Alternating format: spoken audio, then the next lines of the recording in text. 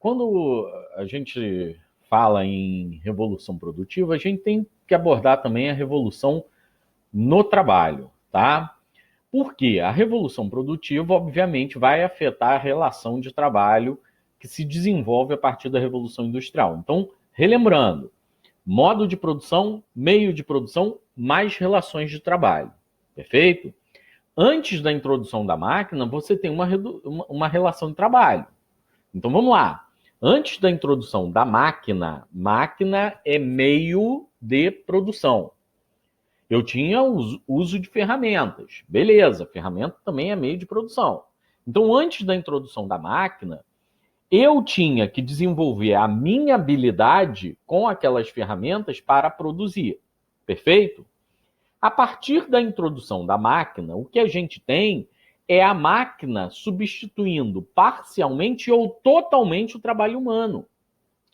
O ser humano, a partir do aperfeiçoamento da tecnologia e da máquina, ele passa a ser muito mais um apêndice ao processo produtivo do que o gestor desse processo produtivo. Então vamos lá. O exemplo que eu usei. Antes da introdução da máquina, por mais que cortar o couro do sapato com uma tesoura fosse algo que não demandasse um conhecimento tão profundo, eu tinha que ter habilidade com a tesoura e com o couro para poder realizar esse trabalho. Após a introdução da máquina, eu não preciso mais de habilidade nenhuma. Eu jogo ali a folha de couro e puxo a alavanca. A máquina faz o trabalho. A minha inserção de conhecimento ali naquele processo produtivo é muito menor. Entenderam? Ou seja, é óbvio que à medida que você vai transformando a produção, você vai mudando a relação de trabalho. E é isso que a gente precisa observar a partir de agora. Olha que interessante essa imagem. Aí vamos explorar um pouquinho a iconografia também, né? Aqui a gente tem um lord, né? Que começa a ser figurativo da imagem do burguês, porque o lord, antes da Revolução Industrial, era um significativo de nobre, né? Agora, a figura do lord é o senhor, né? Esse indivíduo aqui, de cartola, terno, que passa a ser uma vestimenta burguesa, né? E aí a gente poderia aproveitar aqui e falar tanto de construção cultural, construção de identidade, produção de cultura hegemônica, segundo Gramsci, enfim, a gente poderia viajar aqui profundamente. Mas olha que interessante, a cartola passa a ser uma imagem de distinção social desse lord, desse burguês, empresário, dono de fábrica. O terno passa a ser também uma vestimenta do indivíduo bem-sucedido, que nem hoje, né? Indivíduo que trabalha de terno. E a gente tem os demais indivíduos da produção, ó. Os trabalhadores que estão vestidos de macacão, né? Que são os caras que estão com a roupa suja fazendo o processo produtivo. Vejam, aqui esses indivíduos aparecem trabalhando e o lord simplesmente debruçado na máquina, ó. Tá vendo? Que interessante. Ou seja, esse é o processo da transformação que reflete, obviamente, na construção dessa sociedade burguesa que se forma a partir do final do 18 e início do 19, mas esse é o elemento que a gente pode observar e radiar aí a construção da Revolução Industrial. Agora você tem a extensão desse galpão, né? Várias máquinas ligadas em processo produtivo. E isso, obviamente, vai transformar o elemento de produção, tá? Aqui, mais uma vez, a imagem, né? Aqui, interessante. O que é interessante da gente ressaltar aqui? A imagem da criança e a imagem da mulher. A gente discute tanto inserção da mulher no mercado de trabalho e tal. Olha que interessante. Na primeira Revolução Industrial, você já tem a presença da mulher, do trabalho feminino nas fábricas, né? E também das crianças. Então você não tinha nenhuma proteção a respeito do trabalho infantil. Pelo contrário, mulheres e crianças eram muito requisitadas porque era uma mão de obra mais barata. Se pagava menos a mulher e criança, né? Principalmente a mulher, pelo fato dela ser mulher, né? Dela engravidar, dela menstruar uma vez por mês, ou seja, a gravidez era vista como uma doença, né? Afastava a mulher dos seus afazeres laboriais e isso afetava a produção. Então o trabalho dela era mais barato, a criança também. A criança era extremamente requisitada na produção de tecido, principalmente na imagem desse indivíduo aqui, ó, para tirar os bolos de lã que muitas das vezes emperrava a máquina. E muitas das vezes a criança era a única que acessava a máquina pela mão ser menorzinha, né? Então a criança ia lá e acessava para desobstruir a máquina. E o que a gente tinha na realidade do trabalho, desse trabalho infantil, né, eram de crianças mutiladas, com o dedo decepado, porque as máquinas eram afiadas, a criança, obviamente, não tinha muito cuidado, metia a mão ali, muitas das vezes, dedinho fininho, decepava aquele dedo, né? Então, trabalho extremamente penoso. A gente tem que lembrar também que a gente está falando de um período onde não há, e aqui, ó, mais uma imagem de crianças, né? A gente está falando de um período onde não há legislação trabalhista. E olha que barato. Não há legislação trabalhista. Muitas das vezes a gente tem alguns estudos históricos, historiográficos, enfim, que observam a ausência de legislação trabalhista como uma luta pelo Estado liberal. Vou explicar. Olha que interessante essa análise. O Estado liberal, ele nasce, como eu já falei para vocês e repeti zilhões de vezes, em oposição ao absolutismo. E toda restrição que o absolutismo pregava, né? Ou seja, o absolutismo ele era centralizador e castrador. O rei determinava se você tinha direito ou não. Quando o Estado liberal nasce, ele nasce de uma luta que os indivíduos estão tendo por direitos. Então, o Estado ele não podia cercear nenhum direito. O homem é livre. Lembram disso? A máxima da liberdade? Eu sou livre. Eu não quero o Estado cerceando meus direitos. Eu tenho o direito de trabalhar quantas horas eu quiser. O Estado não pode cercear esse meu direito. Então, olha só, a regulação de jornada de trabalho era vista, nesse momento, como um cerceamento de direito. Hoje a gente tem uma perspectiva diferente, né? Não, o Estado está protegendo para que não haja exploração e tal. Legislação trabalhista era vista pelo Estado liberal como uma forma de cercear direitos. E aí não pode. Né? Então, por exemplo, por que eu estou ressaltando isso, gente? Quando a gente chegar em Era Vargas, a gente vai discutir mais profundamente isso. Vargas é famoso, entre vários outros elementos históricos importantes. Vargas é famoso porque foi durante o Estado Novo que é criada a CLT, a Consolidação das Leis do Trabalho, né? E algumas questões recentes vêm apontando a CLT como uma regulação, um controle desse Estado, que era o Estado Novo, né? Um Estado cerceador, autoritário. Tem questões, olha que interessante, que vem a legislação trabalhista como uma forma de cercear o trabalho dos indivíduos, né? De um Estado que queria controlar tudo, que era aquele Estado corporativista. É uma perspectiva que a gente já tem na Revolução Industrial, perfeito? Então, olha só, pessoal, a mecanização da produção aliena o indivíduo, aquilo que a gente vinha discutindo, e promove exploração e miséria. Pessoal, aqui é que eu queria chegar quando eu digo a vocês que a transformação produtiva e a revolução no trabalho vai gerar uma revolução social, uma transformação social.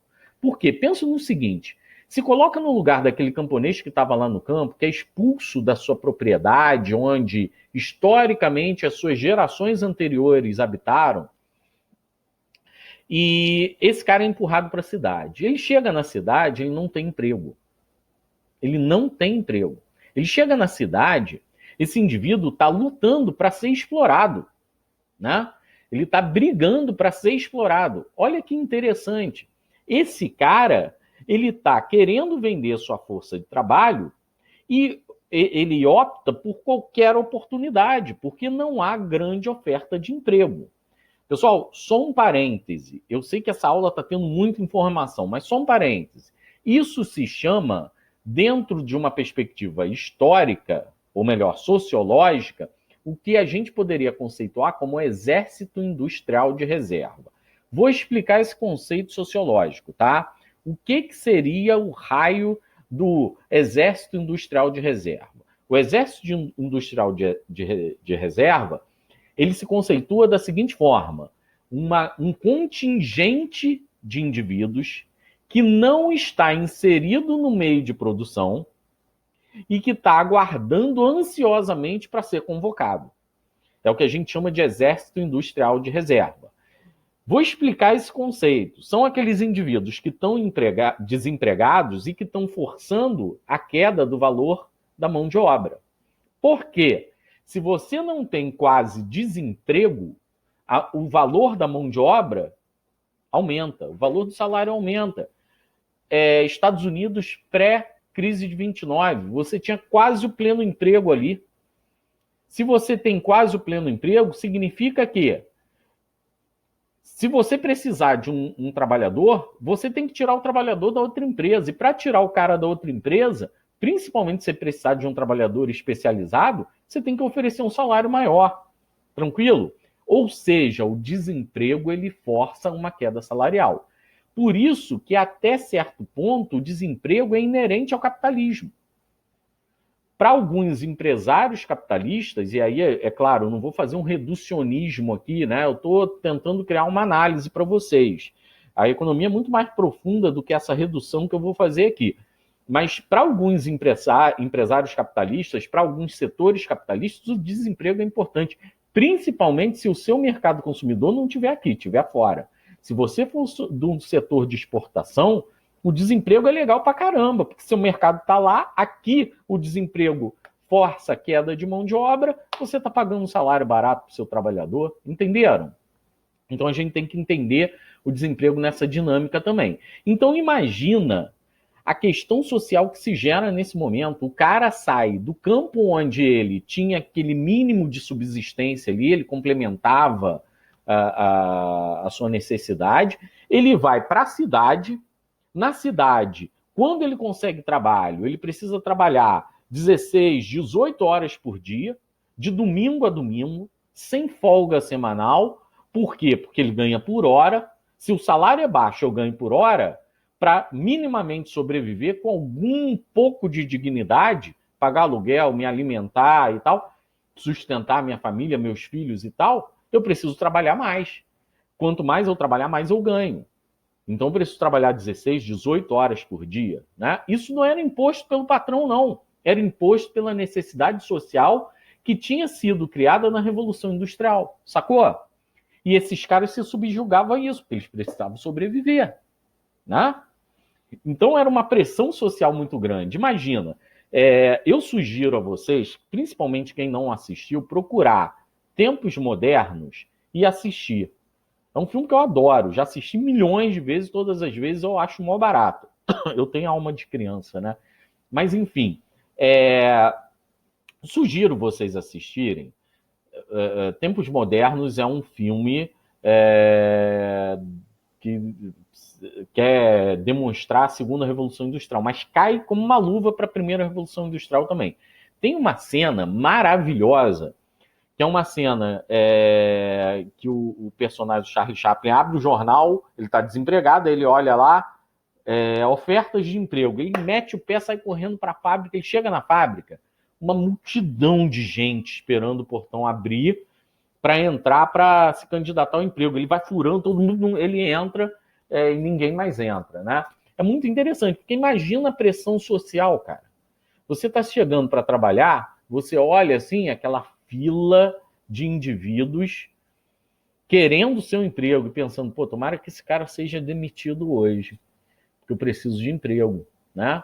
Imagina, você entrava vendo aquela fila de desempregados ali na frente da fábrica todos os dias, te dava uma pressão social do seguinte: eu não posso errar, eu não posso falhar, eu não posso faltar, eu não posso ficar doente, senão eu sou mandado embora. Entenderam? Então, a transformação social a partir do trabalho é muito profunda. Isso leva, obviamente, olha a massa de indivíduos desempregados aí esperando oferta de emprego. Isso leva, obviamente, a uma manifestação para melhoria de condições, né? É óbvio que, eu comentei com vocês, aí vocês podem estar meio perdidos. Vamos lá.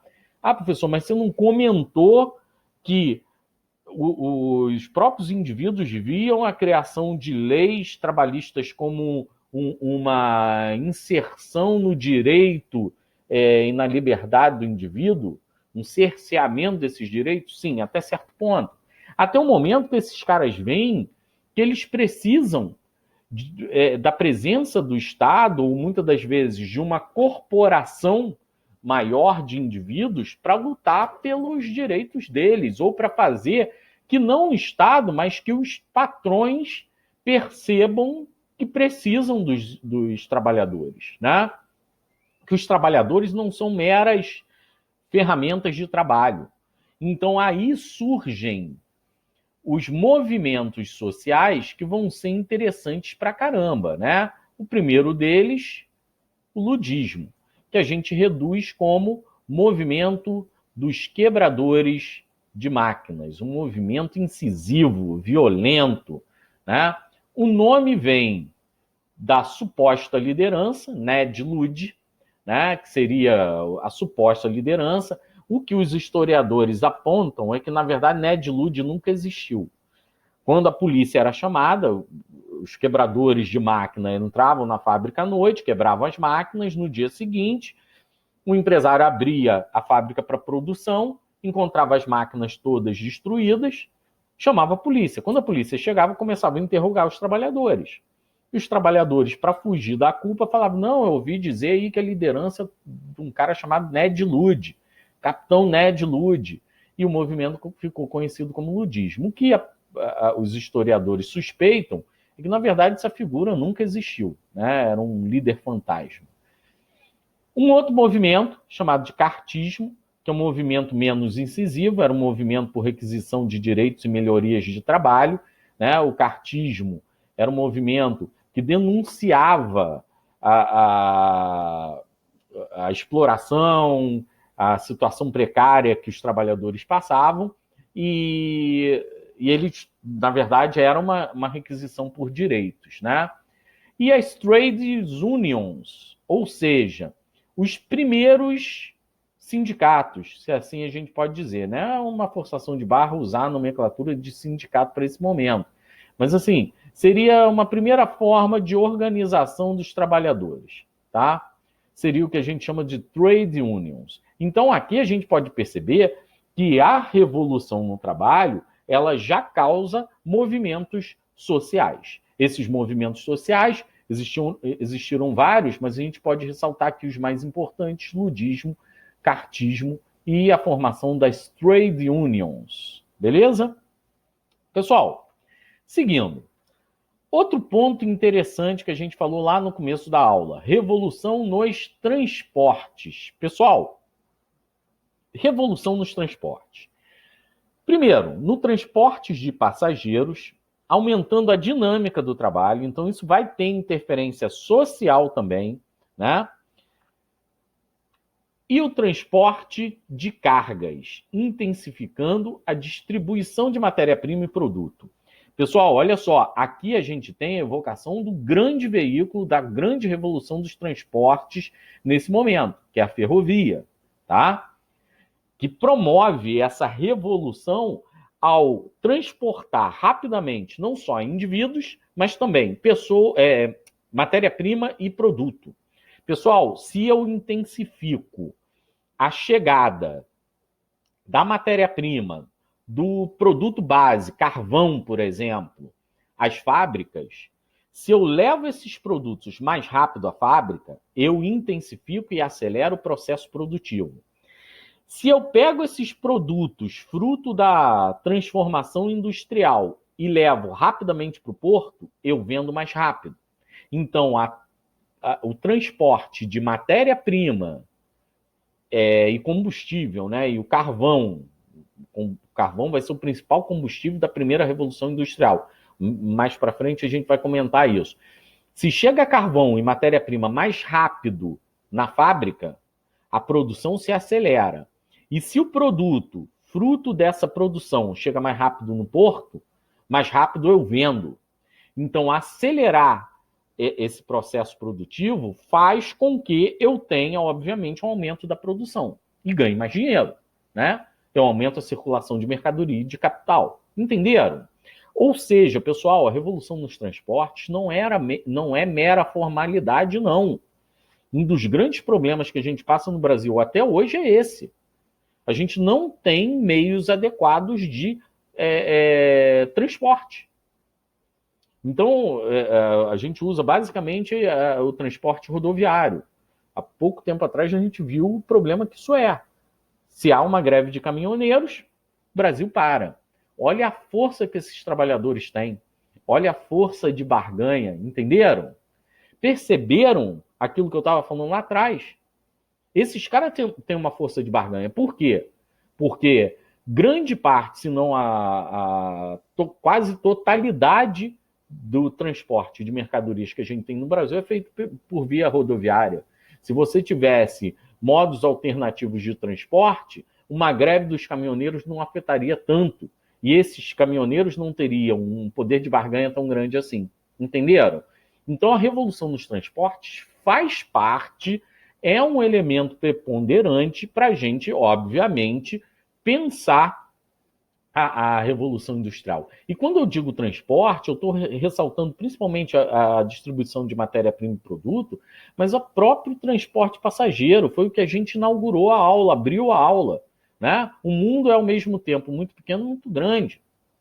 Hoje, você pega um avião, você está rapidinho na Europa. Você não precisa mais perder um mês e meio cruzando o Atlântico. Né? Ou seja, começa nesse momento a máxima: tempo é dinheiro. Essa é a máxima do capitalismo. Tempo é dinheiro. Se eu acelero o processo de produção, eu produzo mais. Se eu produzo mais, eu vendo mais. Entenderam? É claro que com o amadurecimento do capitalismo, aqui a gente está vendo o nascimento do capitalismo.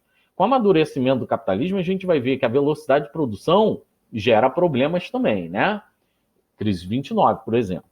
Mas isso aí é papo para depois.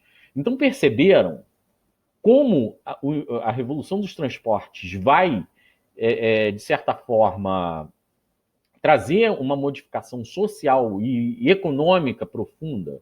Isso é muito significativo.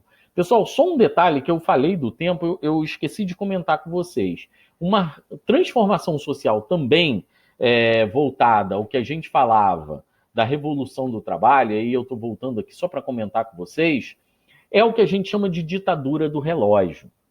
A ditadura do relógio, até hoje, assombra o trabalhador. Por quê? Porque agora o relógio ele faz parte da regulação da jornada de trabalho. Aí eu volto mais uma vez. Aquele trabalhador que está lá no campo, ele trabalha de acordo com um elemento natural. Ele começa a trabalhar quando o sol aparece. Ele para de trabalhar quando o sol se põe. No verão, o sol fica mais presente, ele trabalha mais. No inverno, o sol fica menos presente, ele trabalha menos. Entenderam? Até hoje, jornada de trabalho do campo, de trabalhadores rurais, é controlada pela força da natureza. Existe uma legislação própria dentro da CLT que regula o trabalhador do campo. Né? Porque o trabalhador do campo ele depende da luz. Não dá para você iluminar um latifúndio de sei quantos mil hectares. Né? Então, a jornada de trabalho é diferente. Tá?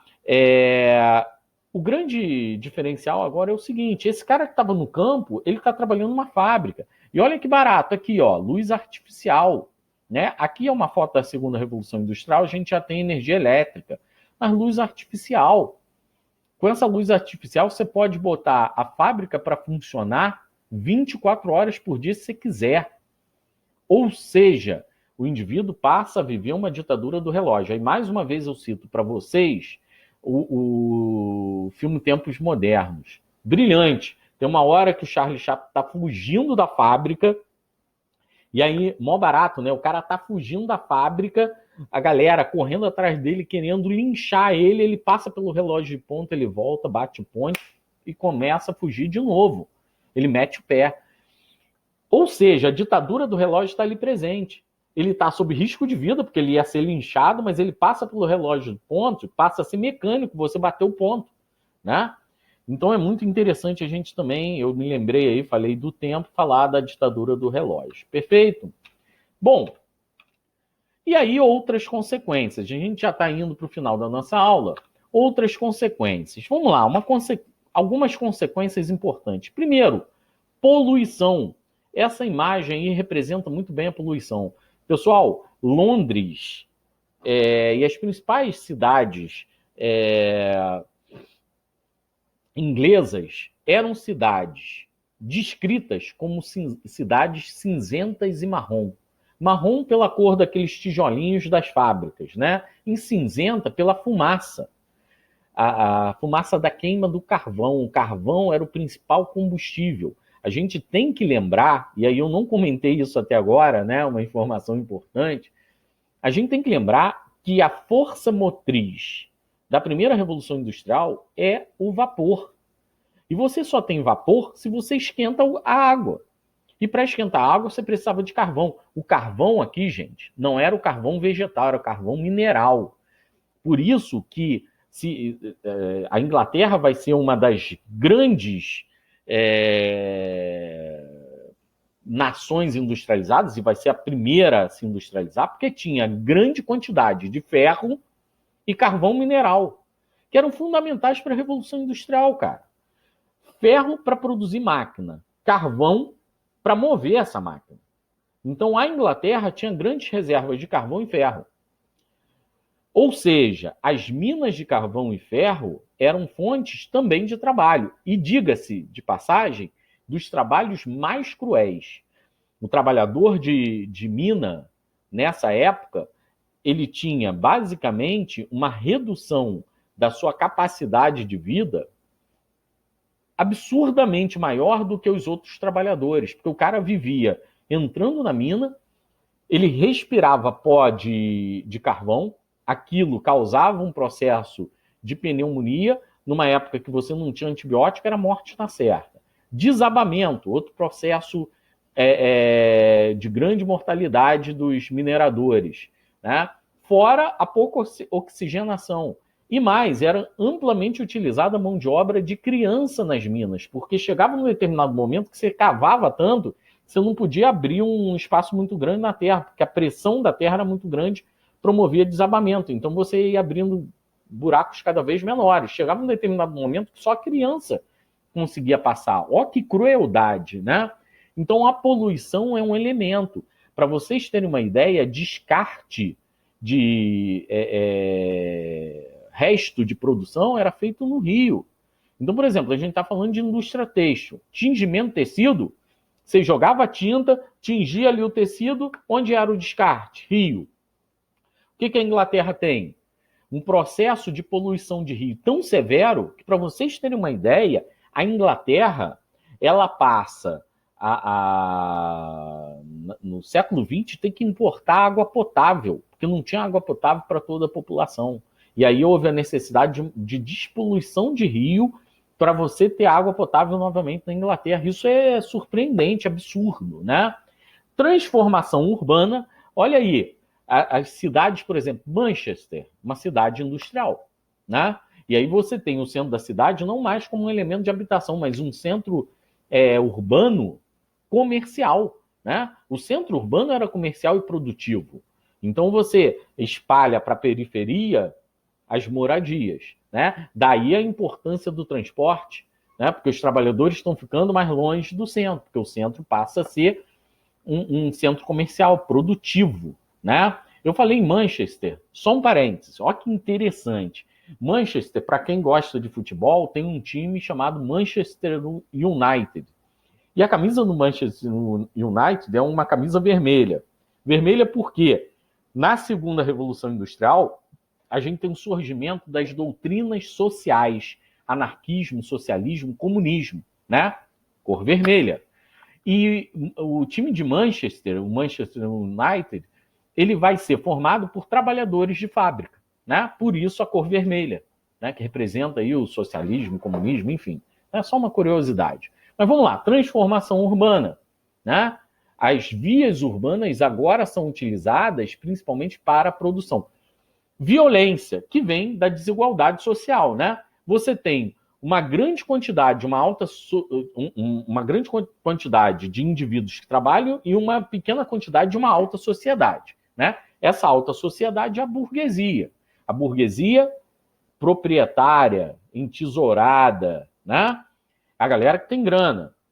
E aí a gente tem que lembrar mais uma vez, né? Cultura hegemonia de Gramsci. Qual é a forma de eu demonstrar o meu status social?